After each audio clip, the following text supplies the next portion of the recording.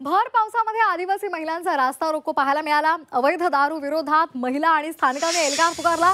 अकोले तालुक्यातील वारंगुशी फाट्यावर हे आंदोलन करण्यात आलं।